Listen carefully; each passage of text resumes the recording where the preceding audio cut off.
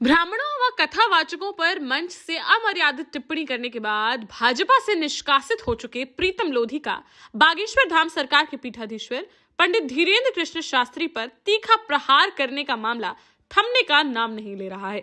जहां अब उन्होंने बागेश्वर धाम सरकार पर प्रीतम के समधी की हत्या की साजिश रचने का गंभीर आरोप लगाते हुए भिंड में आयोजित कथा के दौरान एक महिला की मौत का जिम्मेदार भी उन्हीं को होना बताया है।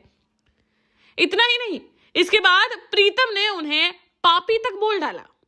आपको बता दें कि इन दिनों भिंड के दंदरुआ धाम सरकार पर बागेश्वर धाम सरकार की कथा का आयोजन चल रहा है, जिसमें बीते रोज दर्शन करने आई एक महिला की मृत्यु हो गई थी, जिस पर अब उनके विरोधी प्रीतम लोधी ने बागेश्वर सरकार पर फिर से वार करना शुरू कर दिया है। जहां प्रीतम ने कहा कि उन्होंने दंदरुआ सरकार के महाराज को पहले ही आगाह कर दिया था कि बागेश्वर सरकार के इस कार्यक्रम को अपने धाम पर नहीं होने दीजिए, नहीं तो कोई हादसा हो सकता है। और आखिर में वैसा ही हुआ और एक महिला की मृत्यु हो गई, जिसको लेकर उन्होंने कहा कि इसका जिम्मेदार प्रशासन है, दंदरुआ धाम है, या फिर धीरेन्द्र कृष्ण शास्त्री इसके जिम्मेदार हैं। इसका खुलासा किए जाने की उन्होंने मांग की है।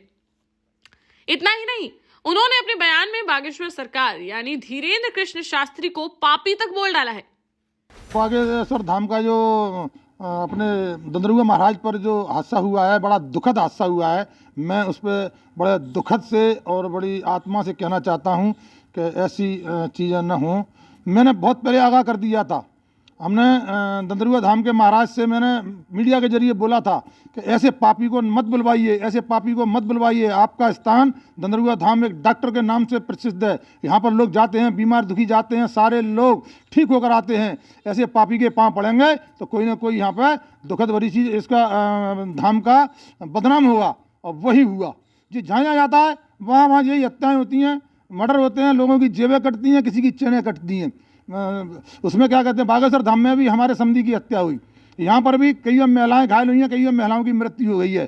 तो इसका मैं पूछना चाहता हूँ कि प्रशासन इसकी जिम्मेदार है, कि दंदरुआ धाम जिम्मेदार है, कि धीरेन्द्र शास्त्री जिम्मेदार है? इसका मुझे खुलासा करके बताया जाए कि इसका जिम्मेदार कौन है।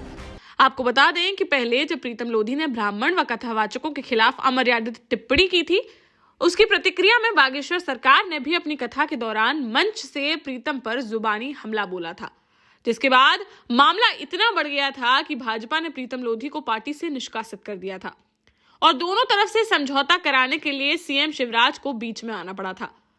जहां प्रीतम के अनुसार समझौते में उन्होंने माफी भी मांगी थी और दोनों तरफ से आगे से एक दूसरे पर किसी भी तरह की बयानबाजी ना करने का समझौता हुआ था, जिसको अब प्रीतम ने एक बार फिर से तोड़ दिया है। अब देखना होगा कि इस पर बागेश्वर धाम सरकार की फिर से कोई प्रतिक्रिया आती है या प्रीतम को समझाने के लिए सीएम शिवराज को फिर से मैदान में कूदना पड़ता है।